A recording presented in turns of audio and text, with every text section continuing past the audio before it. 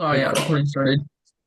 So, this session, we're going to do a bit of review, and I may have already, yeah, actually, I did talk about this in a previous session as well, so it's really just review. And then we're going to look at like keyboard inputs. Mm, and then depending on the timing, we might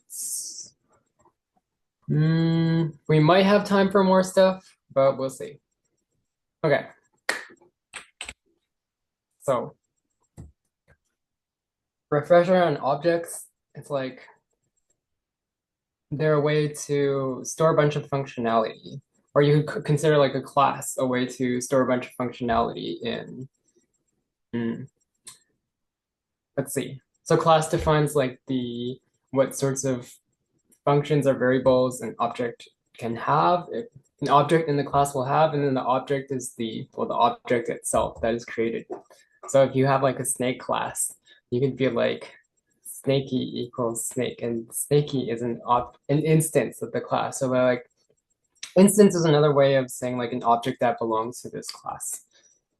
And whatever you define in the class, like if you're like, oh, there's a byte function, then Snaky will have access to the byte function. And methods, well, they're functions that belong to a class. So any object that has any instance of a class will have access to these functions that you defined in the class, right?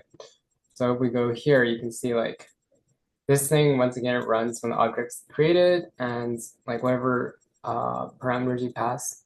When you're creating an object, they go to inits and these functions you can use like any instance of I'm just going to call them instances. Any instance of the class can use, right? So if you see here, Sam is an instance of a person and you want to get their age, you can use the method and it's just easier. Um, Yeah, reminder the self keyword is like a placeholder for the object itself. So you could be like sam.birth, except it doesn't, if you have like another person called Bob and you call their method, it would be like the self refers to the self. Um, I don't think there's much to say about that. Okay. You guys can review these slides later if you want, but it's really just like, um, formatting syntax stuff. So once again, I believe we already covered this stuff, so I'm just gonna kind of skip over it. Mm, so the question is, wait a second. Yeah, okay. What and where is the error in the code? Okay. But do you have the top hat thing? Is Yeah, it I believe I have started the question. all right? After everyone submits, you can what is it? You can share the screen. Oh yeah, yeah, gotcha. I think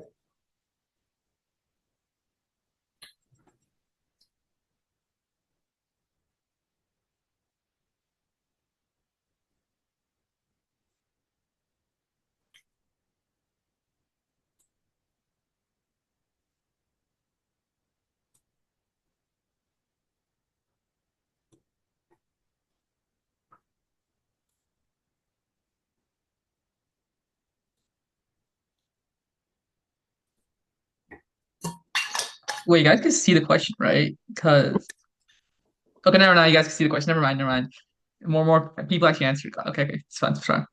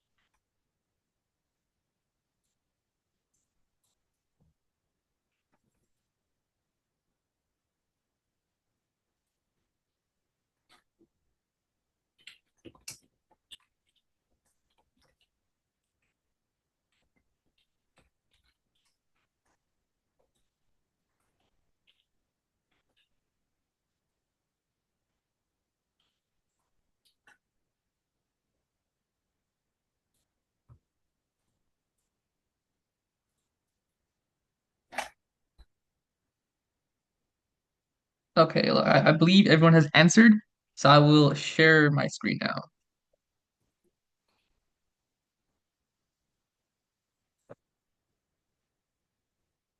Okay.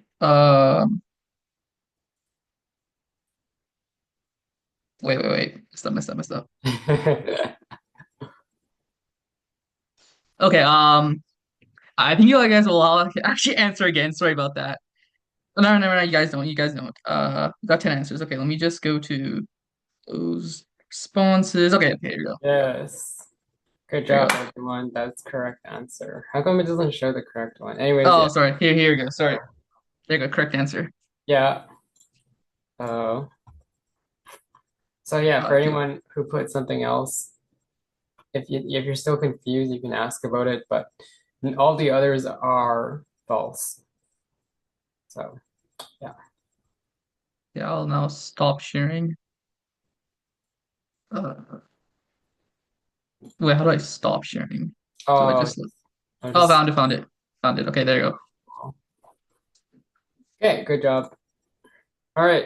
This is guys, okay, I'm pretty sure we did cover methods, but you can look, tell me if I skipped over something. Well, I guess I'll just run through this, right? So if you want to use the functions that belong to a class, there's actually two ways to do them. Wait,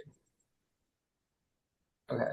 If you don't have the self keyword, if you don't require like the self keyword in a method, you can you can actually make it like what's called a class method. So if I had move up without this, then I didn't use self. Um, you could technically call this through the class, and why would you do that? Well, I would say if you have a method that you want like is associated with the class, but you're not calling it from a specific object.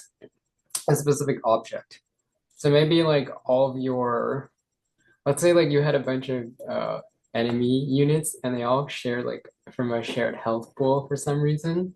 But you have like a swarm of bees, but like the boss is like the health pool is shared, then what you could do is well, I mean, okay, I guess you wouldn't actually have a separate file. Anyways, don't worry about it. But you just so you know, you can have like methods that don't have the self keyword, but you if you don't have the self keyword, you can't call them with an instance of the class.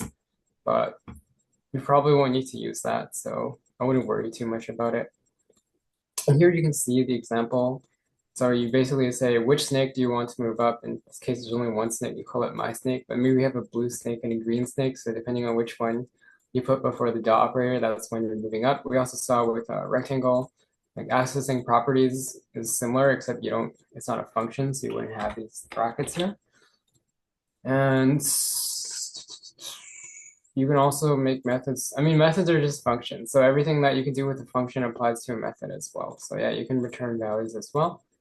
So, oh no, homework. uh, so we have like a little short exercise here. And you're just gonna practice making a class with some methods. And yeah, honestly, I don't really care if you follow this format. Honestly, I would say like, I encourage you to be creative. Maybe you can ask ChatGPT to like give you an exercise with, you can copy and paste this into ChatGPT and be like, hey, give me a more interesting exercise with the same idea, but for like X topic, where X topic is whatever you're interested in. So that's an idea. All right, I will say 10 minutes. We can do 10 minutes and then just practice making a class. All right, I'll stop recording Slide. now and create the breakout rooms. Wait, slides are in the chat. All right, recording is resumed.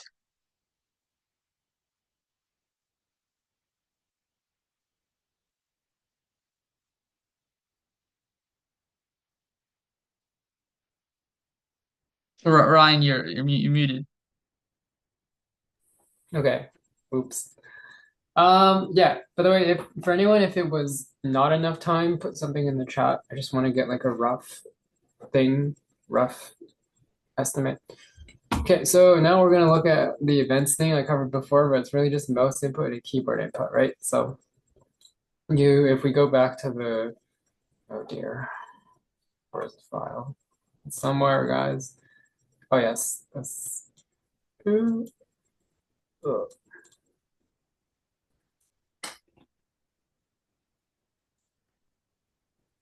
If you want, you can just copy your session one code and write on top of it if you really want. Assuming you did something formatting, but if you don't care about your previous code, then yeah, if we remember the template file for Pygame there was an events section, right? And in the events section, you had this little chunk of code. It's pretty self-explanatory. The first one goes through all of the events, include it basically goes through everything, and if this thing here checks if you press the X key, it exits out of the Pygame window. These ones, this only checks for keyboard events. So I think it basically gives you like an array with all of the. It gives you, I think it gives you a Boolean array, or you can think of it as a list with all the like true or false for whether a key is pressed or not. Or actually, it might be a dictionary. It's probably a dictionary, guys. Well, it's okay. It's either it's not relevant, but basically it says if the up key in this key press list of all keys is true, then do something. Um, this is like yeah, this is an alternative way, but it's not really relevant. And I would say it's pretty self-explanatory. Like if you want the rectangle to move up, then you just go like let's assume you have a rectangle variable, and you could be like, actually, this would be y. So there's not much to explain. Um, so yeah, it brings us to a quick question actually, and it's really like paying attention to the if statements. That's all it is. Okay, Oh, you're let me welcome. start the top hat. Yeah, Wait, just okay, top hats has started. cool.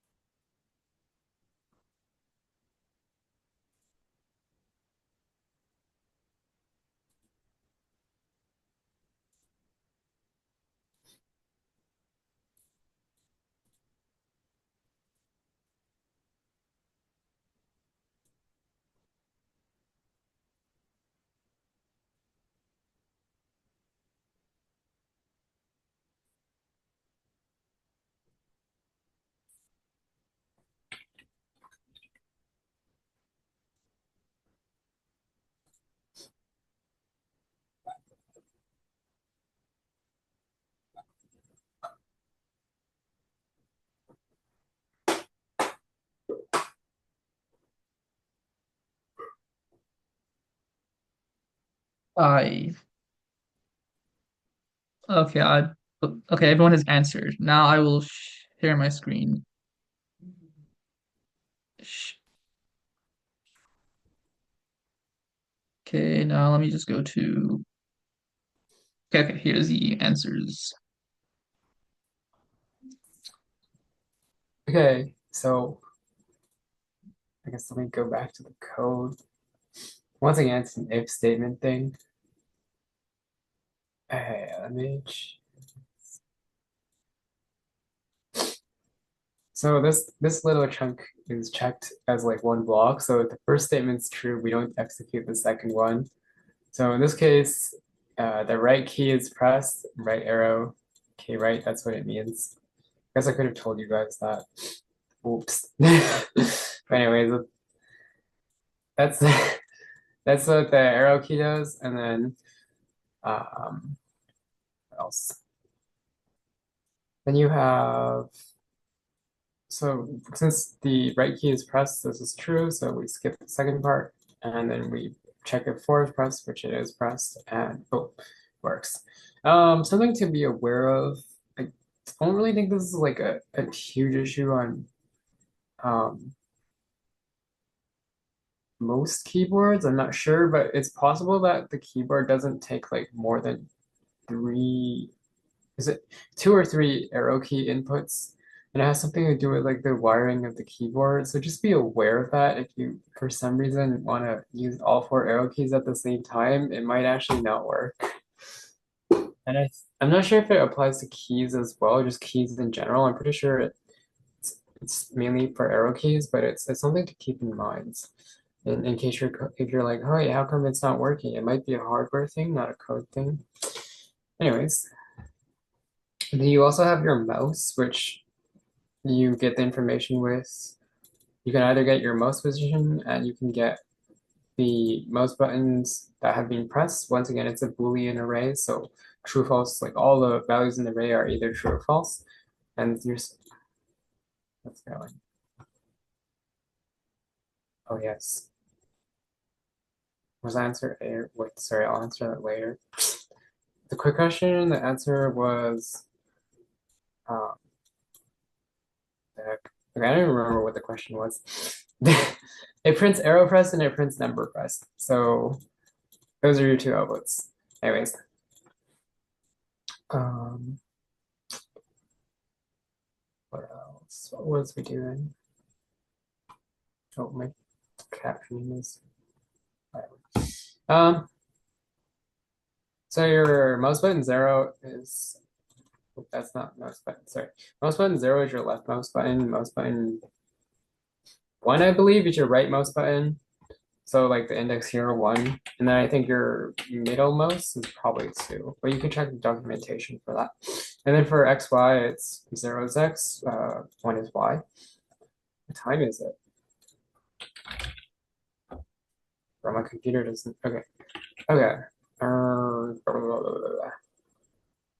that's a lot of time. Let's do like 15 minutes for this exercise and then we'll come back.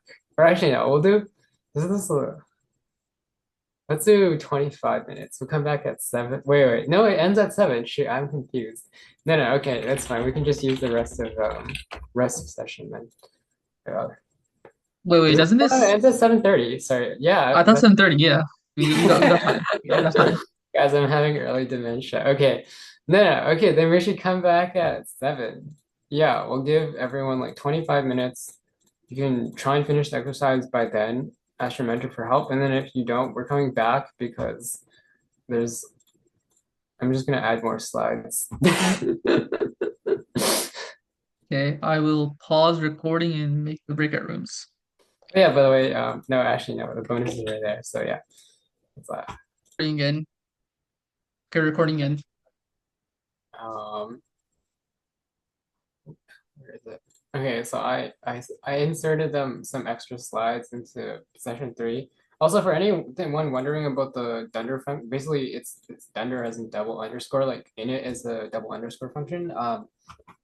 They're called during like specific when certain things happen in Pygame. So init is called when you create an object in Pygame for any, well, if you create an object for the class within it, then you call init for that class. And then, for example, you could define addition. And so normally if you have two dog objects and you try to add them, it won't know what to do, but you could be like, oh, when you add them, you want to like add the, I don't know, the number of legs together or something. Like that would be weird, but you can define it, you know? What else? There's another one that's like delete when the object dies. So you could be like, have it print I'm dead or something. So there's uses and you can look them up. but init is like the one that you really want to pay attention to, and the other ones are like not as relevant.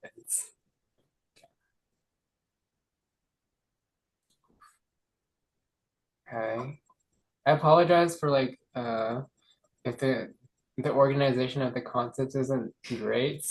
I think we could have done a better job. But okay. So we talked about classes in the earlier session. We actually did a bit of practice. So something that you can actually do with classes is you can something called inheritance. So you can have like a parent class with like some sort of core functionality. Like I don't know if hopefully you guys know. I guess even if you don't, it's not that relevant. But you could have like this base class of a let's call it the Pokemon Eevee, right? And so basically the idea is that you have something what's a good way to describe it?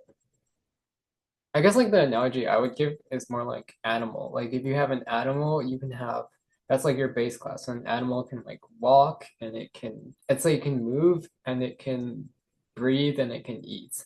So those are like your core functions, right? And then you can create like subclasses of the animals and any animal that in what's called inherits from the animal class, then you could be like, oh, I'm going to create like mammals, and so they'll inherit all of the um, what is it called? They'll inherit all of the functionality from the parent class, which in this case would be your animal class, and but then you could also add extra functionality. So like I don't know what's something about mammals unique to mammals. They're like warm-blooded, I guess. I don't know. I'm not a biology person, but yeah, something like that. And in our example here, it's showing that if you don't use inheritance, this little guy here, if for those of you who don't play Pokemon, it's this creature can evolve into any of these three creatures. So when it evolves, it keeps its old abilities, but also gets like extra stuff. So you can kind of see where the classes might come in handy. So if you don't use inheritance, it's kind of annoying. But if you use inheritance, then you have like all these things in common that just get inherited by the child classes. So you don't have to define these ones again. And it's good because, well, A, you don't have to rewrite the code, but also if you change like the base code for the base class, then it reflects across everything. So it's good. Um, the way you do it is when you create a new class and you want it to inherit, you put like the name of the new class in the brackets. Or sorry, not the new class, the parent class, right? So Flareon inherits from Eevee, and what happens in the Flareon init function is you're basically passing, you're saying, so Super is like a placeholder for the parent class, whatever it is. So you can be the same thing as typing ev.init, but then like if you change the parent class name, you don't have to change it twice. So that's why I use Super with the two brackets.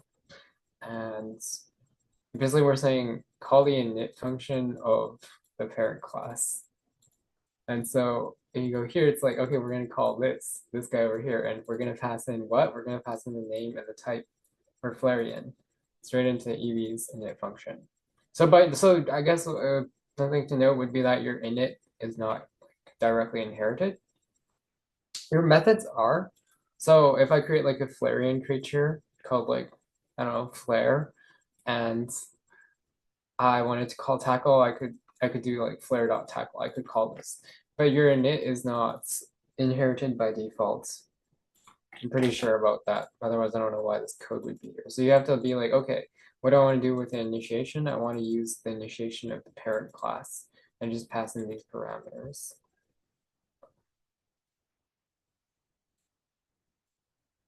So here's like the example. And your exercise is to create a class that inherits from another class. And if you want, you can use the Pokemon example here, but like I said, feel free to do whatever you want. If you're running, if you don't have any ideas, just like ask ChatGPT, give it your favorite topic or something, and go make something. So, yeah. And we all have, if you guys like get that finished quick, then you can just go back to the end of session exercise or just chat with your mentor or whatever.